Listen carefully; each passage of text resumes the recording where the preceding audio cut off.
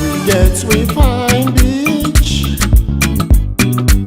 We get with sunshine. We get fine bobo them. Well now. We get fine TT them. Well now. We get with diamond, bauxite and kimberlite. Better day. Now for that make we tell you say, we like we salon.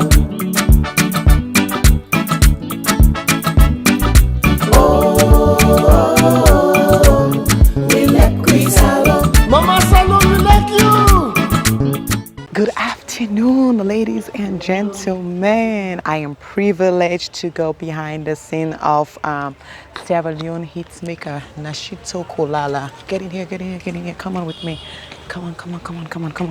Nashito Kulala is the CEO of Ijana Entertainment and Kulala Beats. So he has worked with popular artists such as Incredible JJ, Drizzly, Triple T, Raheem the Wizard, Rose, and the list goes on and on.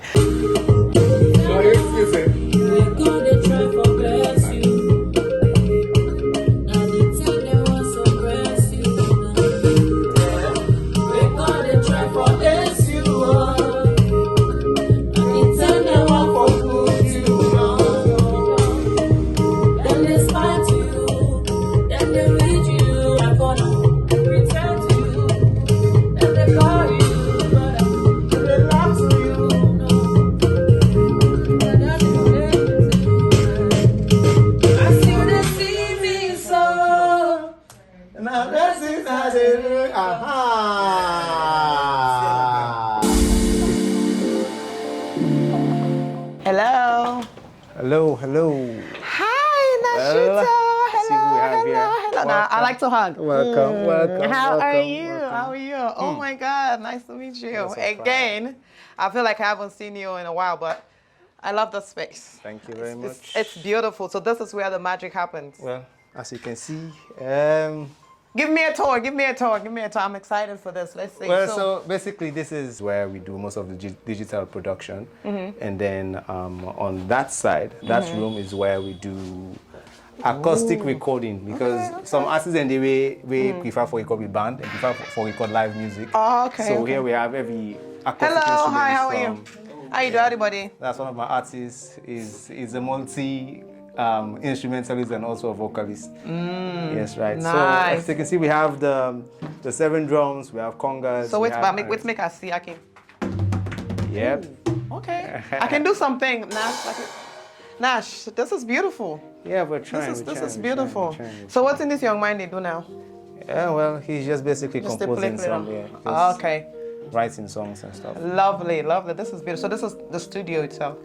No? Yes, the whole space is the thing studio. Is the studio. Yes. Okay. All right. Okay. So what we do from here, like we track these instruments through the snake port there, and then you see it goes through the mixer. Okay. So the instruments they can also, and they can just track all the instruments and directly to the mixer. Nice. And then the engineer they see the sound from here and just record them in there. Wow. So if we're not using that, then Mickey normally can just there, and that's why I work with my laptop and I can listen to the screen and just make music.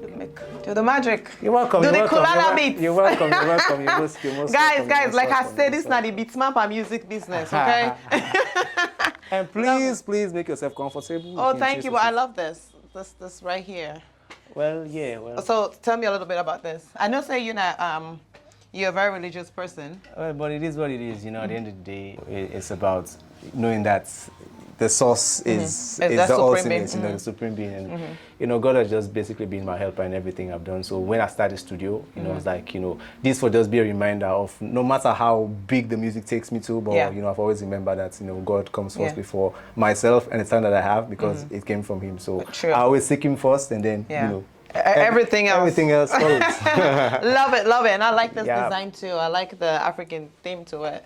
It's beautiful. This was specifically or specially designed by it's another producer actually.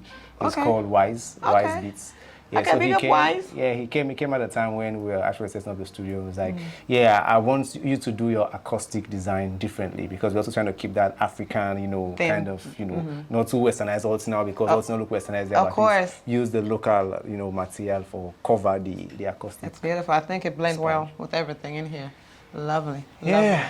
Like it. I like it. Pretty Oh, much I it. like this too. Okay. Yeah. Okay. So tell me about the name Ejana. So Hejena, it's a refined form of the word Ejene in Mende. What does that mean? It's like heavenly, like heaven Ah, or okay, heaven sense okay, or something like okay, that. So okay. we saw Hejena as a gift from God, kind of, because we don't like music from way back, and then it just came at a time when my co-founder Kwama was giving birth to his first child, who is actually called Ejene. Oh, okay. Yeah, okay, so okay, it just okay. said, okay, we define name for the company. So okay, let's call it Hejena because no, we got the same name. But Yeah. actually, it stemmed from that. So that's why if you even see the logo, the logo is actually out there. It has the wings, the angel wings. So it's like the symbol of the heavenly.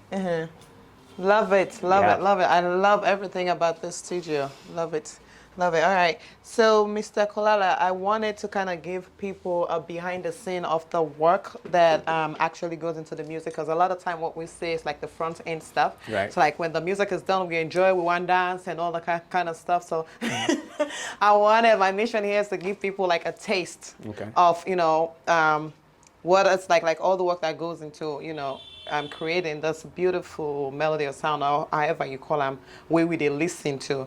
So if you want to give me kind of like an insight, a little bit of something, that would be great. Okay, so normally there are different approaches to me creating music.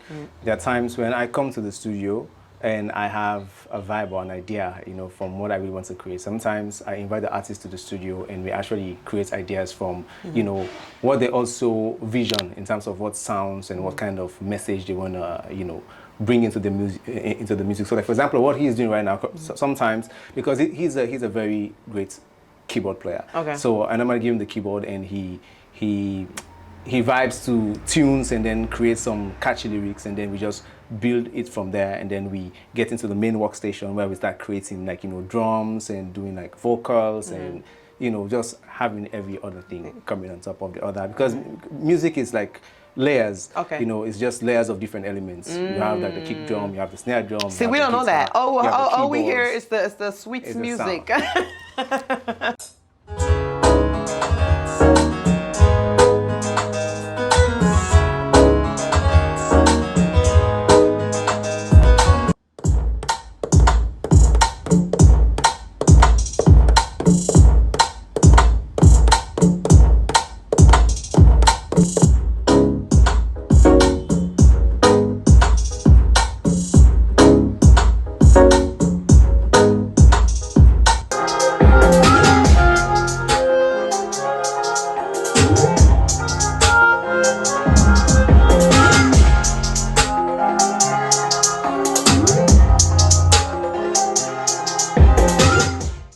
So guys, as you can see, I'm feeling very comfortable.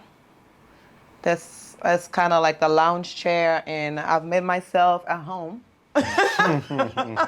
I'm enjoying it. So I hope you get to enjoy the interview too. Nash, can you walk us through a typical day in your life as a music producer and a hit maker? Well, I wake up in the morning. I don't do breakfast. I normally skip breakfast. In fact, So that's why you trim, huh?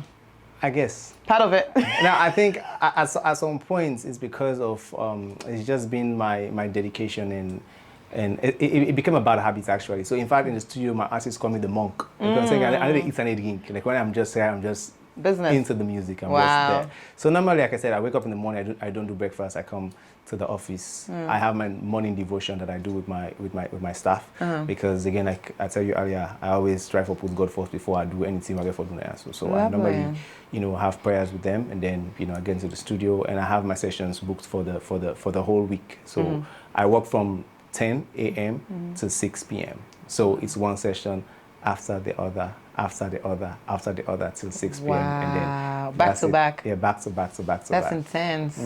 Wow. So that's just been my routine. And this is every day? Every day. Wow. Every day. I don't have a day, but except for weekends. I don't work on Saturdays and Sundays. Okay. Right. Yes. So as a CEO and a music mentor, what responsibilities do you find most fulfilling in guiding emerging artists?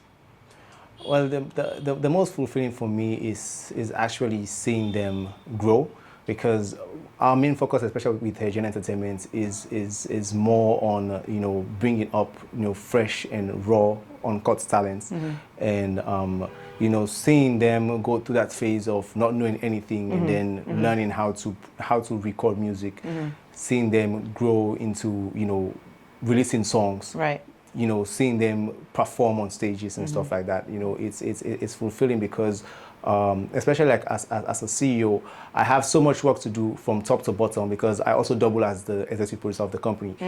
So overseeing everything in the company is tedious, but at some points I had to learn how to balance my time off, in terms of doing the management side and also keeping up with the music production side. But all put together, it has shaped me into being a person of patience, being able to care for and to love the artist, regardless of who is a superstar now and who is a superstar later, and trying to give them equal opportunities as well, and not being biased at all. So, it's been a learning curve for me, and yeah, it's been a great journey for me so far, seeing how far some of them have actually grown, and some of them have actually made a breakthrough into the industry, like mainstream, like Ram the Wizard and Triple T, and now I have a group of fresh ones that I recently signed in April this year, 9 of them, and one of them who just left, King David, is also one of them, and the other boy who was playing the keyboard is also one of them. So it's just fulfilling. I liked how you talked about the balance of working with artists that are superstar and those that are up and coming, because sometimes people tend to focus more on the big artists, right? Because they're overshadowing like the little one. They're out there. That's what people know. That's what people are want to hear more from, right? And then you have the up and coming. But it's very nice to hear that you are able to find that balance where you're not putting so much time and effort in this one and neglecting the upcoming one. So that's really great. I know it can be hard. Well, right? The thing is, for us, even those that actually made a breakthrough into mainstream, like Ram the Wizard and Triple T of recent times, we actually started with them from scratch. So normally we do collaborations and partnerships with other established artists, but the main focus of the company, we're basically working with young and upcoming people, because we understand that in the Sierra Leone industry, what is lacking is a professional pathway, and some artists have the talent to sing, but they are not properly cut for the professional side of things. So I always say my artists, it's not about just singing music, but there's so many things that you need to know how to do. The branding, yeah. So most of these young people, it's best when you capture them when they're naive, when they're young, where they don't You're able to mold anything. and shape them. You're able to mold and shape them. So You're able to teach them, and direct them. So sweet. Again. So I know you kind of touched upon it a little bit, but I want to dive in a little bit. Okay. How do you balance the creative process of producing music with the business aspects of running a successful entertainment brand? It took me time, honestly, to find that fine balance, because the music itself is very, very time consuming. Like I mentioned earlier, I'm here like 10 to 6. It's back to back to back to back. I have no breaks in between. So normally it's only like on weekends. So basically when I said I don't work on weekends, I actually don't produce music on weekends, but I'm working administratively on weekends. Wow. And most times when I'm off work at 6 o'clock producing music, that's when I get into I'm doing the administrative stuff, like checking on the head of promo, checking on the manager, I know what's up, what's happening, who is here, what new partnerships we have, what new collaborations are coming up, what endorsements and what opportunities are out there for the company and for the artists. And at some point I've been able to balance that off, because I had to differentiate my time, which time is for music and which time is for administrative stuff. So basically I had to position people in the right places who I know can do the work. You have to delegate. It's easier for me to just do follow-ups on the administrative side and management side of things. Wow, that seems like a lot. It was actually a lot. Looking at that, I actually like that. Oh yeah. It's really cool. All right. So, what qualities do you believe are essentials for an aspiring music producer or artist in today's industry? You need to be creative. You need to believe in yourself, right? Because you can't step into an industry that is very, very competitive and you lack these two things. You need to believe in yourself that you can make it. You have to see yourself as being that superstar. You have to see yourself as it is possible for you to be the #1 artist in the whole world, not only just being #1 in Sierra Leone. And of course, because it's a competitive sector, the creativity is what sets you apart from the rest. So it's how it depends on the perspective that you add to your music. Because if you're doing generic music, for example, it's just there and the competition is higher. But when you add creativity to the generic formula, then you set yourself aside. And also, you of course, you need to be determined. You need to be focused. You should be willing to learn, because in the industry as well, there are people who have been there before you, who some way or somehow have the blueprints, or they know the way to who you should connect with, when you need certain services, who should you consult. And these are basic factors that you also need as a producer, as an artist, for you to grow quicker. Because you create a product which is the music, but then you need a channel to market your music. So if you're making good music and nobody hears it, then nobody even knows you exist. Nobody knows your good music exists. So you need to also network and locate these key players in the industry that's going to help position you well where you can be also heard. So mostly the record labels and managements normally take care of that. So for artists who are independent, because this is very key and important, because I've done a couple of podcasts and live Facebook lives where I explain this, that even if you do not have the opportunity to have a record label yet or management yet, it does not mean you cannot break through in the industry. But you always have to keep at the back of your mind that you do not need to wait for someone to come and pick your music up.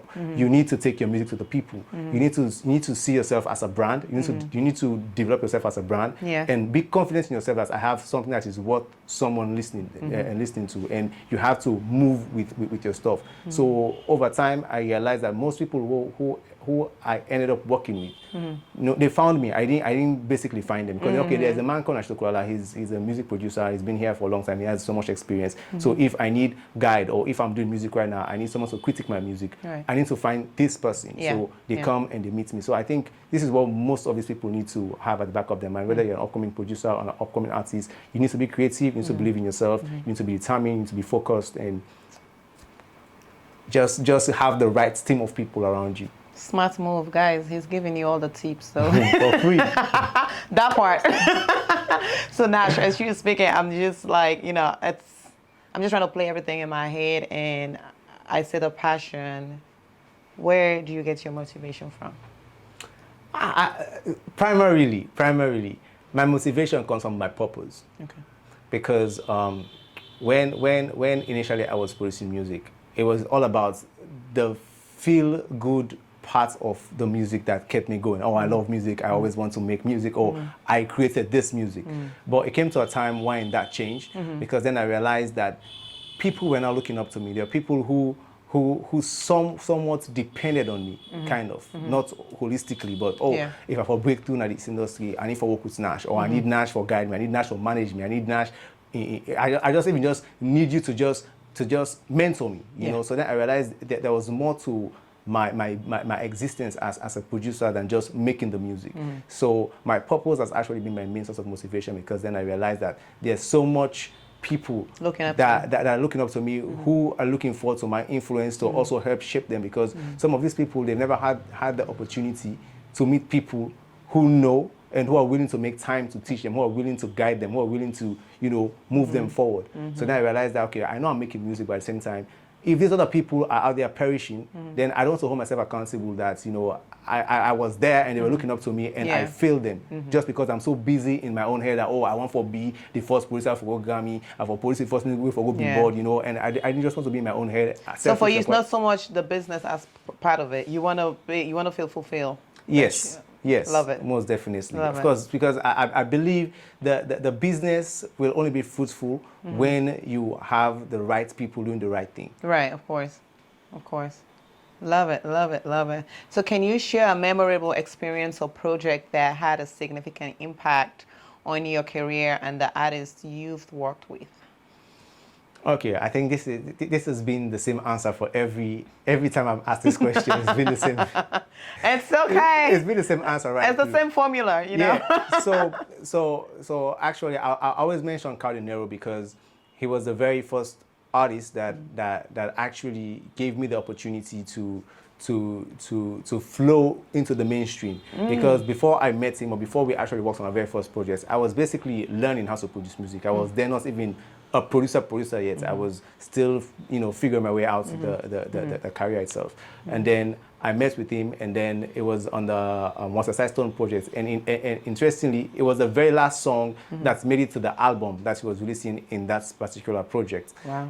And when I had the opportunity to work with him, I was then in China. He was in America, and my friend Kwama had connected me to him. He was also living So the in America. same Kwama with the Jenna Child. Yeah. Okay. He was then my manager. All so right. He connected me with Cardinero, and that was the very first song we produced together, which was What's a Side Stone, and it became like a massive success. And from that point moving forward, because he was also big, then, and of course he's still big, he was so enthusiastic about meeting a new person, a new sound, very young person, and he did his own part, like in the prayer, saying, okay, whatever song he was doing, he was saying, Nashito Kulala, you know wahala, Nashito Kulala, you know problem. So it became like a thing for the people, and that actually just got my career moving. So it's very remarkable for me because for me, I would say it was the start of the Nashito Kulala that you're hearing right now. Yeah. Sweet. That that was very entertaining. So the Nashito Kulala, I like that line. Wahala. Wahala. Wahala. That is great. Love it. How do you approach collaboration with artists to bring out the best in their work while maintaining your signature style? Okay, so this is one thing I battle with like every day, even up to currently, because artists are different. You meet artists from different backgrounds. You meet artists of different styles and everything. But normally, of course, the producer is the creative director, regardless of, it doesn't matter how well the artist can sing. Even if I was working with Drake right now, I will still be the creative director of the song because I'm the one who's going to put together the music. He can bring his, whatever artist is coming, can bring their own ideas and, have their own style of whatever they want to do. But then, to some extent, over time, I realized that my sound is mostly, very mellow. I'm an emotional person. So my music over time changed. And then I was able to express myself more because the sounds that brought the emotions out of me were very subtle sounds, like with guitars, pads, keyboards, and just subtle sounds that give you that lush feeling and that kind of, it draws your emotions into the song. So I started producing like hardcore stuff because it was really not me, but just because, at the time, like I mentioned earlier, I was working with Cardinero, he was a hip hop artist. So I was into the hip hop thing, but then I realized that this is not really my thing. So when I transitioned into me being me, the artists that I normally work with or who are comfortable to work with me are artists who also similarly are inspired by my style of music. So you attract what you give. Yeah. So basically, my sound attracts the kind of music they want to do. But actually, it's a give and take situation. Where sometimes you bring yours and we blend. At the end of the day, you still know what my signature sound and sound is. So anybody who listens to Nashito Kulala produce beats, if you're only attentive, there's one key thing that is common, which is the use of vocal sounds and vocal chops, because it adds the human aspects and feeling of the emotion I want to express through my production. As a coach, what advice do you often give to musicians navigating the challenges of the evolving music landscape? Be original. It's the most difficult thing for many artists, even in Sierra Leone. They're scared to be original. And I always advise, don't always just jump on trends because trends change. Today, you're an artist, you know what really brings the best out of you, and you're trying to kick it under the bus because of something that you think, okay, I'm trying to get this fame quick. Right. I'm trying to be popular quick. I'm trying to get these numbers quick. Right. So I'm going to jump on something that is actually popular, that is out there. It works for some people, and it doesn't for most people. So I always tell them, be original, you be the trend, you create something that is unique, because at the end of the day, I always tell them that there is an audience, a specific audience that is waiting to experience you, what you have. You know, I always tell them that, you know, all artists are different. Even if you are you are in the same category of type of music, maybe like you're all doing dancehall, but your dancehall is different from the other person's dancehall. Right. You understand? So you even see, for example, like in Jamaica, Movado is different from Shaggy. Shaggy is different from Vibes Cartel, but they're all doing the same type of music. So you're all different. So what I always advise them is bring something fresh. You know, the world wants something fresh. Yeah. If you keep doing the same thing that everybody else is doing, then you're going to struggle in that space of poking your head out from the rest of the people. But it takes time for you to actually develop your own sound and your own original sound.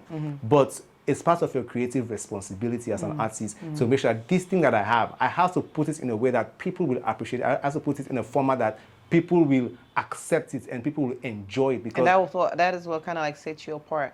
Yes, that's what actually sets you apart. So basically, that's as a coach, that's one advice I always give them: be original. When you're original, you always stand out from the rest.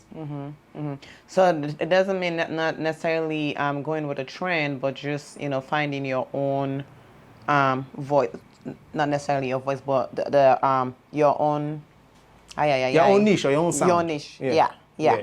And then stick with it. Yeah. So right? so the thing is, even if you have to be on a trend, but because you've been able to establish your originality, you can still be on a trend, but then you're going to sound you. You're not going to sound them. So like someone else. Exactly. So that's the thing. Yeah. Great. Thank you for that answer. What trends or innovation in the music industry are you currently excited about or foresee having a major impact in the near future?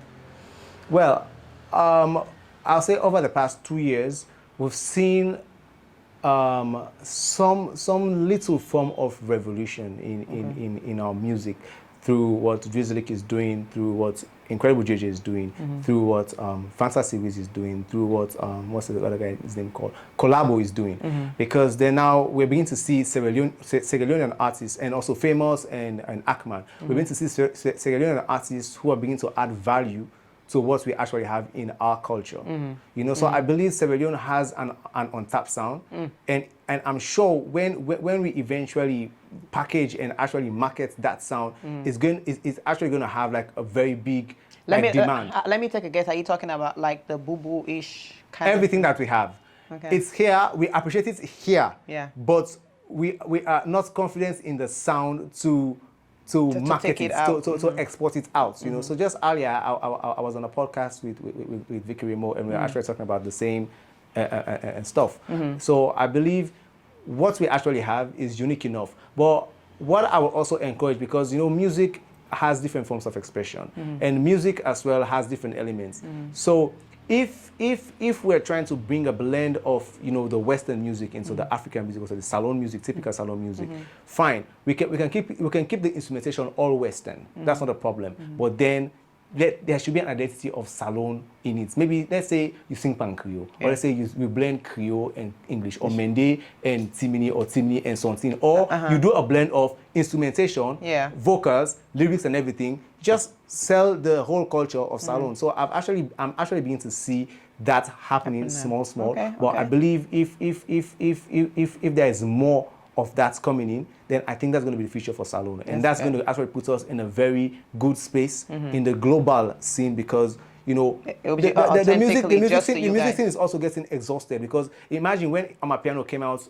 when it became popular, not when it came out, when it became popular in the past 2 or 3 years, you see now it's been overused to the point that you know, they go before again, pass again. It's just the same thing now, just over and over. So I'm sure right now, even the global music scene is looking for something new to also capture and make use of. So I believe if salon, we going for exports, we don't sound it out there, it's on tap. So I believe there is so much more music we can actually do. So I think Gumbe, you know, Milo Jazz and Bubu in a reformed form where we can blend with electronic music can actually be the next thing for African music. It's interesting you mentioned that, because when I listen music in the past, the Bubu, what you may call it, the Gumbe, you know, it has that distinct Right. sound to it. It's different, and I think that's our niche, you know. And Right. it would be nice if we can see, you know, more of that going forward. It will be great. It will kind of set us apart, you know, from the Afrobeat. I think, like you likely said, the Afrobeat and Amapiano, it's kind of exhausted. No, it's been exhausted, you know. So we want something fresh. But yeah, so thank you for that response. Moving on, how do you stay inspired and adapt to changes in musical preferences to continue creating hit songs? How do I stay inspired? Sometimes I just need a break. Yeah. Break in the sense, being in the studio every day, it gives me mental block sometimes. Because I can't imagine. you're in the same environment every day, you're working non-stop. It's like you're just stuck in one place. Yeah. So sometimes I have to take a break and just take a walk or just listen to other music and just be inspired by, you know, what else is happening around me. Sometimes, honestly, I can clearly tell you that most of the songs that I've created that have been my favorite songs are songs that I began to create out of the studio. The songs, maybe I was walking the streets and maybe it was just some sound I had along the way. Maybe it was just the way a horn made that toot. Or maybe it's about maybe people selling, you know, there was a time I was in Lumley and I took out my phone and I recorded somebody selling olele. They had this thing saying olele oswan, olele oswan. And I actually recorded that, and it's actually inspired like a whole like melody in my head, you know. Wow. Sometimes it's just nature. Sometimes just the way the birds are chirping, or maybe it's just the sound of water. So that's talent right there. So most of the time I'm out of the studio, that's when I get really inspired. So whenever I'm in the studio and I feel like, you know, I feel like I've been using the same things over and over, and I feel like I'm not getting any further inspired. I just take a break, you know, off. You kind of reset. Off the computer, and because it's still making music. I know deliberately I'm out there to just be inspired by something else happening out there, and that's just how, you know, I've just kept that going on. Sometimes just me watching movies and just getting my head off the actual work because itself. the sound is always in your head, like just it's like a buzz in your head, like sound's always there. So when you switch off from that sound, and when it comes back on, it comes in with a fresh perspective. So wow, that's how I keep myself inspired. Interesting. I log off and I log on. That's much needed, and we need more of that, please, so you can create more beats for us and more sounds and, you know, more music. Love it. So our very last question, the last but not the least, and again, I just want to thank you so much for your time. But this is your last one. You ready? Pew, pew. Let's go. So could you share some behind-the-scene insights into the process of developing and nurturing talent within your music entertainment brand? Okay, so one thing I can make reference to is me doing the Meet and Vibe, which I started last year, which I normally host in the studio. I remember that. Yeah, so it's been a year already. Yeah, it's been over a year. I thought it was this year. Yeah. Time flies. So it was an idea that I brought up, especially for handpicking and being able to scout new talents, because also being here in the studio, when you want to think of artists, you're tempted to think of those that you know or people that you have access to. When I realized that there's so many people that I don't need to know, but I know they are talented. So I want to create a platform which was open to everybody that had the opportunity to access it. You know, so I put out a notice that come to the studio. I was doing like every Friday, like on Fridays between 12 to 5 o'clock, the artists come to the studio, and was that opportunity for them as well to use my platform to introduce them and get people to follow their social media handles, to follow their, you know, streaming platforms, etc. You know, I have beats on my laptop. I'll play for them, and then, you know, just give them like few rounds of expressing themselves musically, like on a freestyle and stuff like that. And then, you know, there are times I give them like a beat, and I give them like a challenge. Like I give them 10 minutes, and I put on the stop clock. And after 10 minutes, I stop the clock. And who has written the best, you know, hook? Then they'll kind of do like an audition here with the same beats that I've played for them, and then the best hook will get a song. So recently, in fact, from one of those challenges, one recently released a song called Monjama that he did from the Meet and Vibe. Yeah, he released a song that he did the hook to on the Meet and Vibe. So that was how eventually I met a couple of them, who, from the first question you asked me earlier, well, how I will handpick them and, you know, what are the requirements for an artist, you know, to break through. It's like, one, of course, now I know you're talented, but for me, it goes beyond just talent for me to think like, okay, you have what it takes to be the next superstar. It takes dedication, it takes, you know, focus, you know, you need to have that passion for what you're doing. You need to be serious and, you know, make time for it. So then I realized some of them, they came, for them, they just wanted that one-time opportunity. They came and never came back. And I saw some of them come over and over, even if they didn't have an opportunity to even record, but they just came, they just loved the sound of music. They were just here, they'll be writing their own songs in their notepads. I was like, yeah, these people are worth my time, because I know how much time I put into music. So I've always told myself, if I'm to work with any artist, that artist needs to be as hard working as I am or more than I am, but not someone that I'll be running after, hey, come to the studio, hey, nah. So I was like, that was how I eventually had these people, and then I was like, okay, let me sign into management and develop you properly as artists, teach you the do's and don'ts and what to do and what not to do, and just prepare you for the international stage. So that's model has actually worked, because again, it was on my Facebook Live, so people actually saw. So it's not like I was being biased to who I ended up choosing, you know, on our sentiments or whatnot. I remember you even putting up a poll from the viewers, just, you know, kind of putting in their 2 cents as to who they think, you know. Yeah. So it's been a very fair platform, and you know, those who have shown themselves worthy of the opportunity, they've been signed to management, and I'm looking forward to working with another set again this coming year. Of course, since that time, a lot of other people are like, oh, Fubino, you know, hey, what's national go sound? I was like, nah, well, you've missed that opportunity, but just keep working. And when the opportunity comes again, make sure you take it seriously this time, because it's only when you're serious that you will have the opportunity to be part of this kind of, you know, structure that, you know, nurtures and promotes and brands the artist for that international look. What's next for Nashito Kulala? What are we to expect in 2024? Nah, there's a lot. Give us a tip of the iceberg. There's a lot.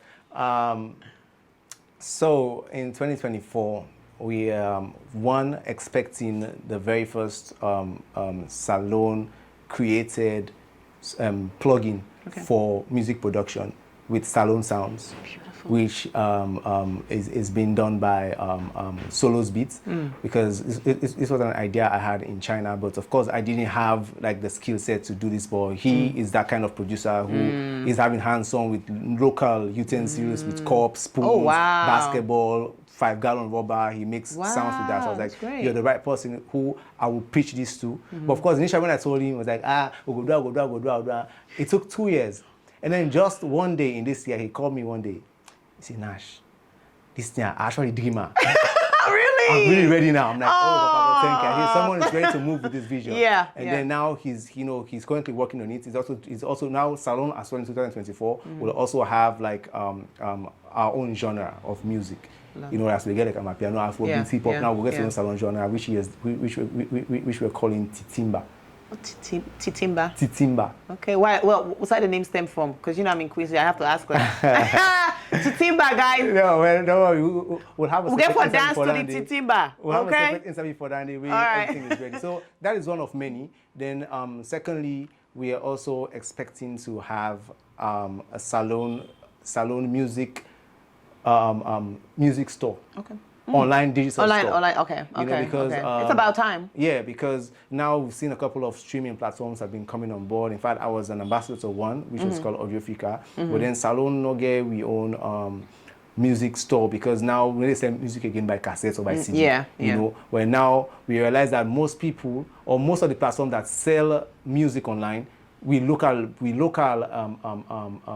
people don't get access to them. For example, like Spotify and iTunes, people don't have access to this because iTunes, number one, first of all, is restricted to only Apple users. And most people, they use Apple device limited. No, Spotify is still too complicated for Salomon for really understand how for user and for do subscriptions and all that kind of stuff. So I was like, okay, now let me bring a blend of, you know, how we are going to market and sell our music online with also doing our own local payments, because most of these other platforms, then they use, you know, credit cards, PayPal, and most of some people don't know how to use them. But you know, Orange Money, Afi Money, it's quick. You know, your favorite artists put in your music, you will buy them, you will stream them, you will download them, and run and keep them. So that is one of an, like I have so much coming in 2024. But we're ready. I just left them to their first for now. And then also next year, because of the podcast, I don't call them podcasts, because I was doing the live videos I've been doing and stuff. So there is someone I'm collaborating with who's in Australia. So we're going to set up like our own podcast studio. Lovely. You know, for you know, get artists on board for something like what you're actually doing, getting to know like behind the scenes of how they created the music, because most times the audience only gets to hear the finished product. But when it's okay, some guys before you record and they asking for record and 10 and send the artist don't force create first one, send it first, he can't force, he vex, he's sick first. You know, so they have to know the stories behind and the struggles behind creating this song. So basically we're gonna do like more of this spotlighting, you know, events and stuff, and on a podcast, getting to know how the song was created and all of that. And then there's also an idea of mine that, well, hopefully, among so many other things, is to have our own music show, which will be done in the format of, like, you know, the housemates that people do, but it's for musicians. So now we're gonna have like a couple of musicians where we go to audition and bring them into the house, which is about the music. It's only about music, not so for any of them drama, course, that's how the course. It's about the music. That'd be nice. Have them in the house. You know, give them different tasks, and from the studio, from the house, they come to the public once every week for do the audition to the public, where we will have like an auditorium where they will perform based on the task that has been given to them by the instructor, the music instructor. Maybe this week you're going to write a song on this topic, and then we can audition a song into the public, and then they vote for you through your performance. And whosoever go out, and they get to go back inside the house. They have other series of, you know, tasks and, you know, exercises and different things musically that they'll do there and come out. So I'm just waiting to see, you know, what partners I'll be able to work with. But that's also one thing that you should be expecting in 2024 from Nashito Kulala. That'd be great. I love it. That's you know, we're going in the right direction, guys. we are. 2024 is it. You guys ready? But thank you so much. I really appreciate you taking the time out of your busy schedule just to meet with me. And to my viewers, I mean, this is again Mr. Kulala. Wege wahala. Once again, I want to say thank you on your brand new baby boy. Thank you. Say hello to the wife. Congratulations to you both. Thank you for meeting with me. I appreciate you. Until next time, folks. Bye-bye.